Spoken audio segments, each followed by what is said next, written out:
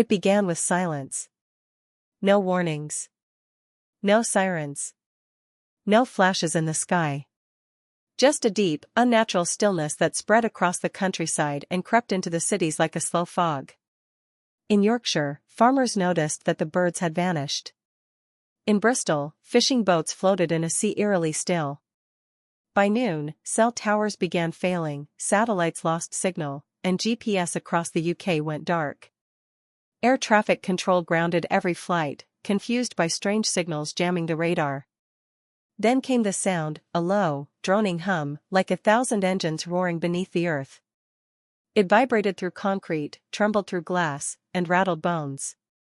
People clutched their heads in pain, radios burst into static, and dogs howled in unison. At 4:18 p.m., the first ship appeared. It emerged from the clouds over the coast of Norfolk, slowly descending with the grace of a falling leaf. A black structure, monolithic in shape and size, its surface seemed alive. Rippling, shifting, reflecting the world around it like a dark mirror. It made no sound, no movement, but its very presence bent the sky around it. Within minutes, 5 more ships appeared, one over Manchester, another above Cardiff, 2 hovering along the Scottish Highlands, and the largest one slowly descending upon central London. People gathered in the streets, mouths agape, phones raised, capturing the beginning of what they thought was a visitation. Some cheered. Others prayed. But the awe quickly turned to horror. The ships began to glow. A pulse of blue energy rippled outward from each vessel, frying electronics, blacking out power grids, and shutting down the internet in a wave of darkness. Then the beams came, massive columns of light that vaporized buildings, vehicles, and entire blocks. The Tower Bridge disintegrated in seconds. The London Eye melted into the Thames. Fire consumed the city. Screams filled the air, and chaos reigned. The military responded within the hour. RAF jets flew toward the ships but were obliterated mid-flight by unseen defenses. Tanks rolled through streets only to be tossed aside like toys by gravitational surges. Every counterattack was met with cold, calculated destruction.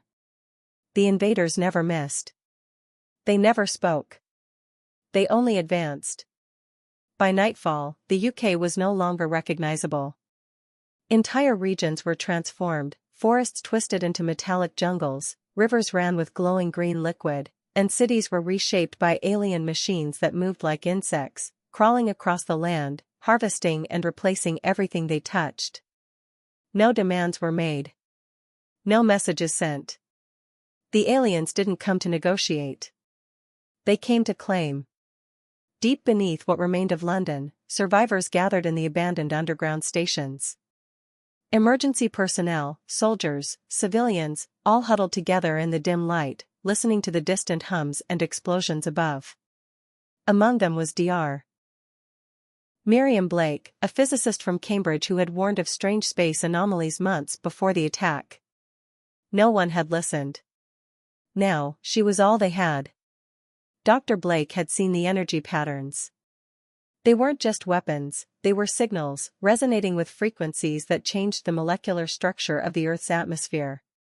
The ships weren't just attacking, they were preparing the planet for something else, something worse. Rumors spread underground. Some said the aliens weren't machines, but biomechanical life forms. Others believed they were the front line of a much larger force.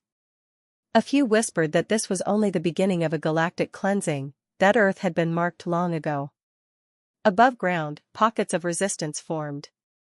In Birmingham, a group of engineers and ex-soldiers repurposed construction equipment into makeshift weapons, using high-frequency sound to disrupt the drones.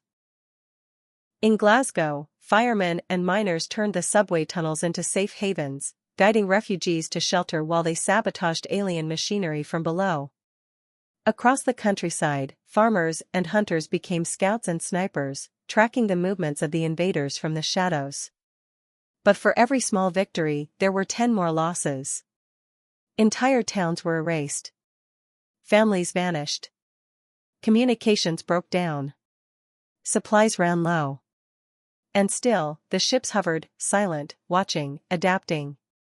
On the 7th day of the invasion, a child named Ellie wandered into the ruins of Oxford. She was only 9, but carried a radio she had found in a wrecked lorry.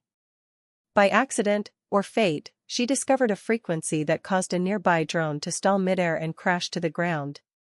The news spread fast. Dr. Blake confirmed the pattern. It was a weakness. Using Ellie's discovery, a new plan was formed. Resistance groups across the country began broadcasting a continuous signal. Low, deep pulses that disrupted the alien tech. It didn't destroy them, but it slowed them. For the first time, the aliens retreated slightly. And for the first time, hope returned. The British people fought back, not just with weapons, but with willpower, strategy, and unity. Fire brigades joined with medics. Scientists worked beside soldiers. Old rivals became brothers in arms. Across the battered land, one message was repeated again and again: we are not done. Dr. Blake worked night and day with a team in an underground lab in Edinburgh. They built a prototype device meant to emit a high-powered energy pulse using the same frequency Ellie had discovered. They called it the heartbeat. If they could deploy it near the largest ship over London, it might trigger a chain reaction to disable them all. But someone had to carry it in. Captain James Holloway, a veteran of the Royal Marines, volunteered. With a small team, he navigated the ruined city, fighting off drones, losing comrades, and crawling through fire to reach the heart of the mothership. He placed the heartbeat beneath the core of the vessel and activated it. The sound it made was not human. It was deep, primal, and terrifying. The ship convulsed. Lights flashed. A ripple spread through the sky like a thunderclap. Across the UK, the other ships shuddered, cracked, and fell from the sky like dying stars. And just like that, it was over. The sky cleared. The hum stopped. The alien machines froze.